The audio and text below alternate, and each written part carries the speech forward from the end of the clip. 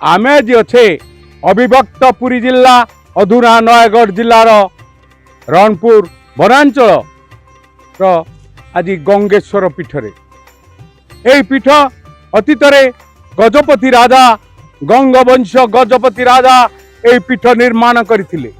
रणपुर राजा सहित परिवार सहित वैवाहिक संपर्क थिला। ए अझाड़ झाड़ जंगल भितरे रिजर्व जंगल भितरे ए गंगेश्वर ठाकुरंकर महात्मा अनेक किछि थिला। किंतु ब्रिटिश सरकार आसीबा समय रे तार एरोप्लेन ए आकाश पथ दे यातायात करबा समय रे किछि समय अटकी रही जाइथिला। ब्रिटिश सरकार सेटा खोजिथिला कौन पाई एरोप्लेन अटकी गला। से जानिबा को पाइला ए गंगेश्वर मंदिर चूड़े जो चुंबकीय पत्थर रही एते पावरफुल पत्थर थिला। से पत्थर से ब्रिटिश सरकार एरोप्लेन को अटकई देइथिला। तेणु ब्रिटिश सरकार से चुंबकीय पत्थर को नवा पाई ए मंदिर को भांगिकी चूरमार कर देइछि। स्वाधीनता आंदोलन हेला भारत स्वाधीनता हेला सत किंतु ब्रिटिश सरकार भांगी जाइथिबा मंदिर को आमर सरकार ता प्रति दृष्टि दे नाहंती। ए अवहेलित अवस्था पड़ी राज्य प्रत्नतत्व विभाग मात्र 10 लाख टंका व्यय विनिमय एठारे थिबा विचुरित होई पड़िथिबा मूर्ति समूह को गोटे जगार नहीं पुरस्कार करिछि। किंतु मंदिर एजाए हेनी। आपण देखुचंती ए टीन छपर घरे बाबा गंगेश्वर पूजा पाउछंती। आमे वर्तमान ए पीठरे जे पूजक अछंती तांको ठारू पचारि बुझिबा। ये मोर पूर्वज मानकर स्थिति ये सेवा अर्चना से कर क्रमशः आमर वंशधर मैंने पर्यंत कर किंतु ये प्रशासन बारंबार ये आसी समस्त समय देकी जाऊँ निर्घंट समय फिक्स करके भी कौन प्रतिपालित होना कि कार्यकारी किसी परिणत होना। मंदिर तो आपण मैंने समस्त देखुं निजे अंगे लिभाऊँ मंदिर अवस्था अक्षुत अवस्था पड़ी कहीं कौ प्रशासनिक क्षेत्र हो प्रत्नतत्व को जदि देलु प्रत्नतत्व से 8-9 लाख टंकार काम करके भाया अवहेलित रही। एवं 2 वर्ष 3 वर्ष है अवहेलित किसी भी काम दाम किसी भी ना मंदिर एमती नष्ट हो पड़ी। गोटे भक्त टे किए जड़े बाहर गोटे मेहराम टे टीन फिटिंग करके प्रभु को सुरक्षा दे जोटा कि माने मुहूर्त बंचाण भाया। कि प्रभुंर शक्ति आपण मैंने शुणिले तो निश्चित आश्चर्य हो।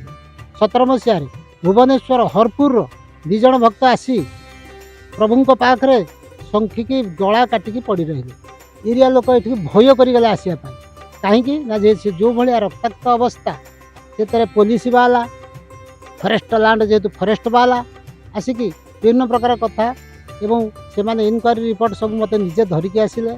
कि मुझे खाली प्रभु को डाकी डाकी अच्छी प्रभु लोक कहले से मर्डर हो मरी जाइए 2 जन केमी मुझे कौन करी जमी तो मुझे उत्तरदायी हेबी ना प्रभुंर जेहेतु मुझे सेवायत मुझे भाभी भाई आसता प्रभु से सैड्रे बसी थे सतु को आसला सी संध्या समय से 2 जन बसी बोले तुम घर कोटा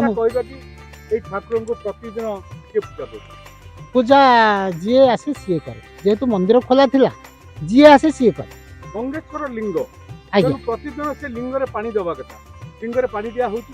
शुणु यहाँ हूँ लोकाचार संस्कृति रजा राजुड़ा माने जमी बाड़ी समस्त नियोजित कर कमलेश्वर 52 एकर जमी गंगेश्वर सेमती आप खोजते कौटी गुंठटे भी समय माने जमी ना आमे ताले कहबा गंगेश्वर जमी बाड़ी खंजा नथिबा जो प्रतिदिन से पूजा पाई परुना कि माने मो पई सेवायत पई कोनोसी नियोजित करा जायनि आर्थिक स्थिति कि जमी बाड़ी सब किछि करा जाय नै। किंतु मु तो आग 200 टका खर्च कले गंगेश्वर प्रांगण को आसीबी किंतु से भल मंद दे मोदी 400 टका इनकम हो मु निश्चित 200 टका खर्च करी।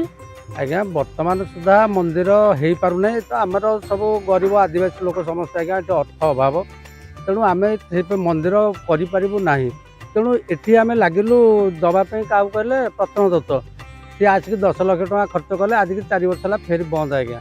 तेणु सरकार को आम नवेदन करूँ कि पंचायतवासी तेणु सरकार या दृष्टिगोचर कर मंदिर तैयारी करागले आम विशेष उपकृत हब आ सरकार को यह मोर अनुरोध संपादक हिसाब से आपण शुणुथिले ए मंदिर पूजक एवं ए गंगेश्वर मंदिर कमिटीर संपादकों ठारू आ देखुले ये मंदिर क्यों भली भाव में ब्रिटिश सरकार भांगिकी मंदिर पत्थर चारिआडे पड़ी रही मूर्ति सब केमती गोटे घर भितर ताला पड़ी रही ब्रिटिश सरकार जो मंदिर को भांगी देइथिला एठरू चुंबकीय पत्थर को नहीं जाइथिला से मंदिर आमे आज जाए गढ़ी पारू ना ये लोक बर्तमान अनुरोध करुछंती ए सरकार को ए मंदिर प्रतिष्ठा करिबा पाई।